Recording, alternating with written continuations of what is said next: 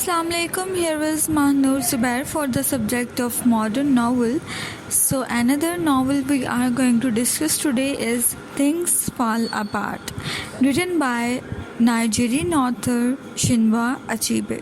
So let's start.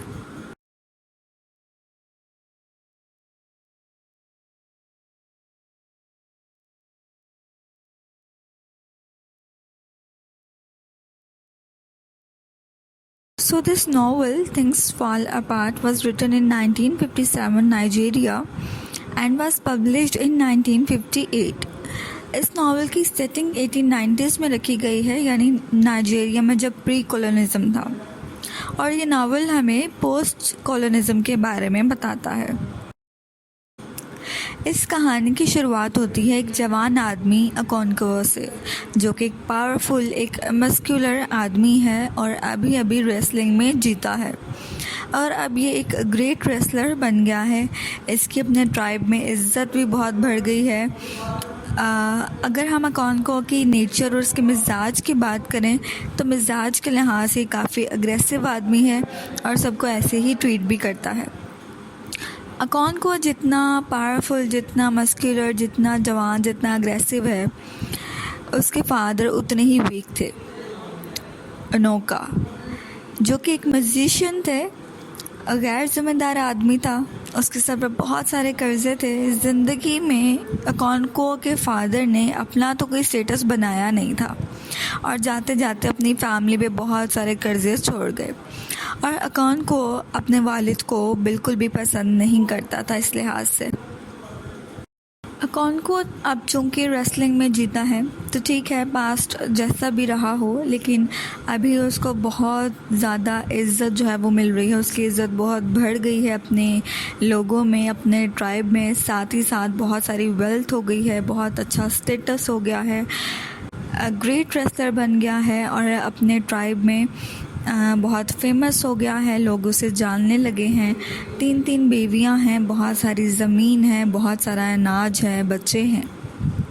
लेकिन अकोनक्वो चूँकि मिजाज का ख़राब है, बहुत अग्रेसिव है, तो अपनी फैमिली को ये इसी तरह से ट्रीट करता है, मतलब मर्दाना अंदाज में, जब दिल किया मारा पीटा। लेकिन सबसे ज़्यादा इसको टेंशन होती थी अपने सबसे बड़े बेटे नुवाई की। नुवाई उसका सबसे बड़ा बेटा था और अकोनक्वो को अपने इस बेटे में अपने बाप की झलक नज़र आती थी। नुवाई की आदतें उसको, अकोनक्वो को अपने बाप से मिलती थी और उसे ये डर था कि बड़ा होकर के कहीं यही म्यूजिशियन ना बन जाए या उसी नक्शे कदम पर ना चलने लगे, वीक ना हो जाए। लिहाजा वो उसको लेकर के बहुत परेशान रहता था। अब एक दिन अकोनक्वो के गांव का दूसरे गांव के साथ झगड़ा हो जाता है, लड़ाई हो जाती है, कन्फ्लिक्ट हो जाता है और इसी झगड़े, इसी लड़ाई में एक 15 साल का बच्चा जिसका नाम है इकमेफुना अकोनक्वो के पास आ जाता है और अकोनक्वो ने ये फ़ैसला करता है कि वो इस लड़के को पालेगा, अपने साथ रखेगा। तो ये 15 साल का लड़का अगले 3 साल तक अकोनक्वो की फैमिली के साथ रहता है। ये लड़का जब इसकी फैमिली के साथ रह रहा था तो ये अकोनक्वो के बड़े बेटे नुवाई का भी एक क्लोज़ फ्रेंड बन गया था और नुवाई को वो कहानियाँ सुनाता था, इनकरेज करता था कि तुम भी अपने बाप की तरह एक पावरफुल और एक ताकतवर इंसान बनो, ये करो वो करो। और अकोनक्वो को भी ये बच्चा बहुत सही लगता था, वो उसको अपने बच्चे की तरह ही पालता था और आहिस्ता आहिस्ता ये लड़का भी अकोनक्वो को फादर कह कर के बुलाने लगा और इसी तरह से ये बच्चा जो है 3 साल से अकोनक्वो के साथ ही रह रहा है। इस ट्राइब में एक और बूढ़ा आदमी था, उसने अकोनक्वो को कहा कि ये लड़का जो तुम्हारे साथ रह रहा है ये किसी और कबीले का है, किसी और ज़ात का है, किसी और ट्राइब का है, लिहाजा हमारे असूलों के मुताबिक इसे मारना होगा। लेकिन चूँकि ये लड़का तुम्हें फ़ादर कहकर बुलाता है तो तुम तो इसे मार नहीं सकोगे, तुम्हारे तो हाथ कांपेंगे इसे मारते हुए। तुम मत मारना, इसे करो, ऐसा करना कि इसे हमारे हवाले कर देना, हम ही मार देंगे इसको। तो चूँकि बूढ़े आदमी का अंदाज़ ही ऐसा था अकोनकुओ को उकसाने का, तो अकोनकुओ उसके जवाब में कहता है कि नहीं, तुम लोग क्या मुझे इतना कमज़ोर समझते हो। तो चूँकि अब अकोनकुओ का अपने ट्राइब में वो इस लिहाज से फेमस है कि वो एक पावरफुल और अग्रेसिव और एक ग्रेट रेसलर है, तो वो कभी भी नहीं चाहेगा कि उसे कमज़ोर समझा जाए। तो यही बात हो गई आगे कि उसे अपनी मर्दानगी दिखानी थी, और उसी नेचर की वजह से अकोनकुओ ने फ़ैसला किया कि वो उस लड़के को ख़ुद अपने हाथों से मारेगा, कि कम से कम उसके ट्राइब के लोग उसे कमज़ोर तो नहीं समझेंगे। अगले ही दिन ये सारे लोग उस लड़के को, जो कि अब 18 साल का हो चुका है, 15 साल का था जब अकोनकुओ के पास आया था, 3 साल गुजर चुके हैं, तो अब 18 साल का हो गया है, बाहर लेकर चले जाते हैं और इसे मार भी देते हैं। और होता कुछ यूँ है कि जब अकोनकुओ उस लड़के को मार देता है तो अकोनकुओ के बड़े बेटे नुआए को पता चल जाता है कि उसके फादर ने उसके भाई जैसे दोस्त को मार दिया है। अब कुछ वक्त गुजरने के बाद वो बूढ़ा आदमी जिसने अकोनकुओ को इस लड़के को मारने के लिए कहा था, वो भी मर जाता है, और उसके फ्यूनरल में सारा ट्राइब इकट्ठा होता है और बड़ी धूमधाम से उसका फ्यूनरल मनाते हैं, उसको दफना रहे होते हैं। तो वहाँ पर बहुत सारे लोग मौजूद होते हैं गांव के। अकोनकुओ की गलती से उस भीड़ में बंदूक चल जाती है और उसी बूढ़े आदमी का एक 16 साल का लड़का मर जाता है। गलती से अकोनकुओ के हाथों वो लड़का मर जाता है, तो अकोनकुओ ने अब अपने ही ट्राइब के आदमी को मार दिया है। गलती से ही चाहे मारा है, लेकिन अब उसको इस चीज़ की सज़ा दी जाएगी। अकोनकुओ के पास अब कोई चॉइस नहीं है, क्योंकि उसने गलती से ही लेकिन अपने ट्राइब के बंदे को नाजायज़ तौर पर मार दिया है। तो लिहाजा अब ट्राइब के असूलों के मुताबिक अकोनकुओ को सज़ा मिलनी ही है।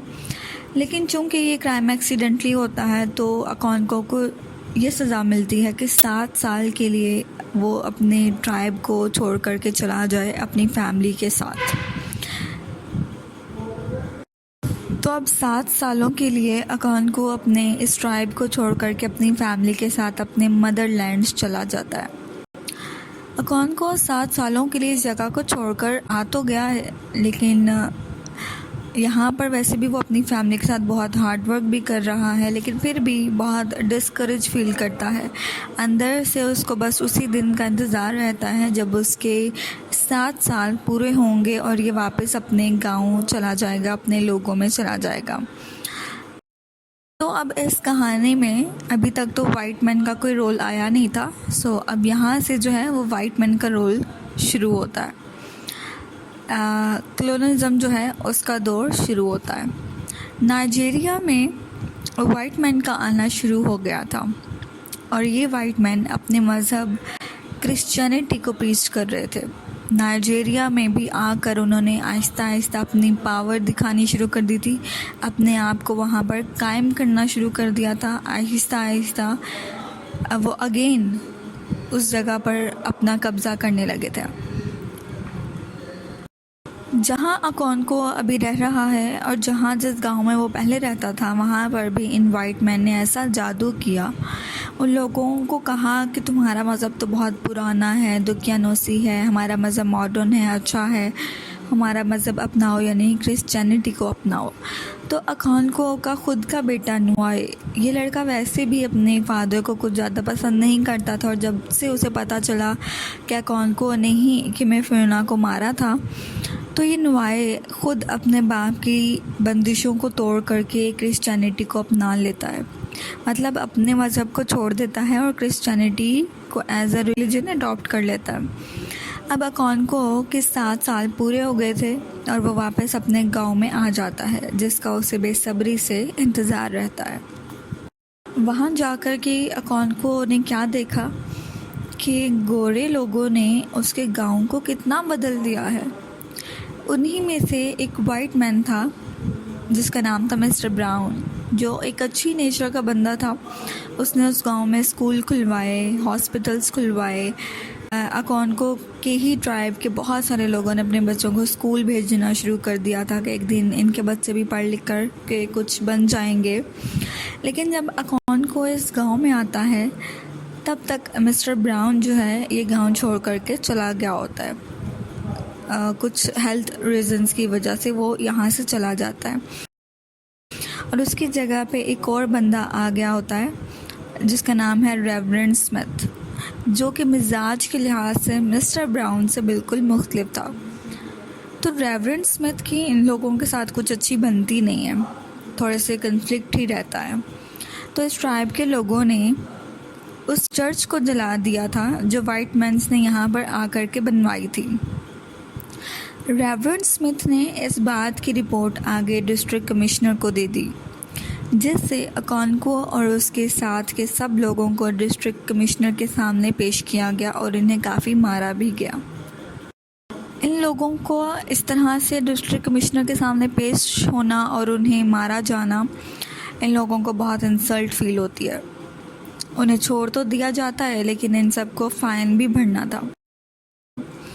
अगली सुबह ये सब लड़ाई करने का प्लान कर रहे होते हैं कि हम इन गोरों से, जिन्होंने हमारी इतनी बेइज्जती की है, हमें मारा है, हमारी ही जगह पर आ कर के हमारे पे ही ऑर्डर्स कर रहे हैं, तो जो इज़्ज़त, जो रही सही इज़्ज़त थी हमारी, अब वो भी ख़त्म हो चुकी है। तो उस वक़्त जब ये सब प्लानिंग कर रहे होते हैं लड़ने की, मुकाबला करने की वाइट मैंस के साथ, उस वक़्त कोर्ट का एक मैसेंजर इनके पास आता है और अकोनक्वो उस वक़्त बहुत गुस्से में तो था ही, उसने कुल्हाड़े से उस मैसेंजर को कत्ल कर दिया, उससे भी मार दिया। अकोनक्वो ने देखा कि उसके साथ जो भी लोग थे उसके कबीले के, उनमें से किसी ने भी उसका साथ नहीं दिया था। अब वो वक्त नहीं था जैसा अकोनक्वो समझ रहा था। गोरों के आने से सब कुछ बदल गया था। अब अकोनक्वो का टाइम नहीं था जो वो समझ रहा था कि वो अब भी पावरफुल है, मस्कुलर पर्सन है, बहुत अग्रेसिव है, एक ग्रेट रेसलर है। तो ऐसा कुछ नहीं है। 7 सालों में उसके अपने ट्राइब की हालत जो है वो बहुत बदल गई थी, लोग जो है वो बहुत बदल गए थे। तो अकोनक्वो जो कुछ समझ रहा था वह सब कुछ भी नहीं था। तो अब ये वाइट मैन का वक्त है। अकोनक्वो ने जब ये देखा कि उसके साथ कोई भी खड़ा नहीं हुआ, उसके अपने लोग ही खड़े नहीं हुए, तो उसने कुछ किया तो नहीं, मगर सीधा जा कर के ख़ुद को फांसी दे दी, ख़ुद को ही मार लेता है। अकोनक्वो के मरने के बाद वहाँ का डिस्ट्रिक्ट कमिश्नर आता है उस जगह पर। अकोनक्वो की बॉडी को उसके ट्राइब के लोगों ने हाथ लगाने से मना कर दिया, क्योंकि अकोनक्वो ने अपनी जान खुद ली थी और ये उस ट्राइब के असूलों के ख़िलाफ़ था। तो लिहाजा उसकी बॉडी को कोई हाथ नहीं लगा रहा था। अकोनक्वो की बॉडी लटकी हुई है और लोगों ने, उसी के अपने ट्राइब के लोगों ने, जो कि उसको जानते थे, जो कि वहाँ का नेटिव था, उसके अपने लोगों ने अकोनक्वो की बॉडी को हाथ लगाने से ही मना कर दिया। डिस्ट्रिक्ट कमिश्नर को लोगों का ये रवैया बहुत अजीब लगा, बहुत हैरत हुई उसे ये देख करके। डिस्ट्रिक्ट कमिश्नर उस वक्त नाइजीरिया पे एक बुक लिख रहा था और उसने इस चीज़ को, इस वाक़े को, इस इवेंट को, अकोनक्वो की सुसाइड को और लोगों के, उसके अपने ट्राइब के लोगों का रूल्स और रेगुलेशंस का आगे आ जाना और इनकार कर देना उसकी बॉडी को हाथ लगाने से, ये जो इवेंट है डिस्ट्रिक्ट कमिश्नर ने अपने बुक में भी नोट डाउन कर लिया कि अकोनक्वो ने इतनी बड़ी कुर्बानी दे दी उन लोगों के लिए, अपनी जान दे दी, और इन लोगों ने उसकी बॉडी को हाथ तक नहीं लगाया। तो असल में ये कमी थी उस ट्राइब की। और फिर एक सच्चा राइटर क्या होता है? एक सच्चा राइटर वो होता है जो सिर्फ खूबियाँ ही ना बताए, खामियाँ भी बताए, कमियाँ भी बताए। और चिनवा अचीबे की अगर बात की जाए तो नाइजीरिया की जो रियल पिक्चर है वो उसने हमें इस नावल के थ्रू दिखाई है। चिनवा अचीबे का ये नावल एक तरह से रिस्पॉन्स ही है उन नावल्स का, जैसे कि जोसेफ कॉनवर्ट्स ने हार्ट ऑफ डार्कनेस लिखा था कॉलोनाइजेशन पे और उसके इफ़ेक्ट्स पर, जो कि अफ्रीका में उस वक़्त हुए थे।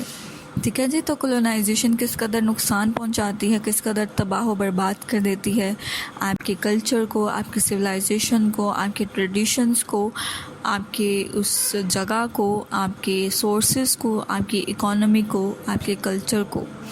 तो इसी तरह से अचीबे ने भी नाइजीरिया पर उस वक़्त जो कॉलोनाइजेशन हुई और वाइट मैंस ने किस कदर अपनी इकोनॉमी, अपने कल्चर, अपने पॉलिटिक्स को नाइजीरिया पर इन्फ्लुएंस किया, उसको चेंज करने की कोशिश की। तो ये सब थिंग्स फॉल अपार्ट में एक तरह से कॉलोनाइजेशन का एक और चेहरा जो है हमें देखने को मिलेगा।